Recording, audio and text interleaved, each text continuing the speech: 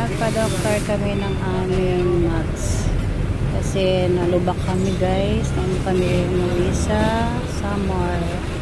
So pauwi namin papuntang Maynila. Sa dami ng lubak sa may Naga. So yun, hindi namin nakita kasi medyo madilim na.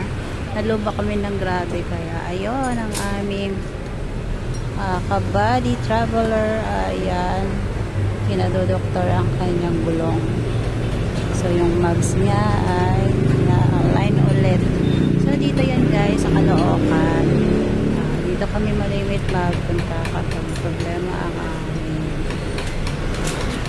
aming hubby.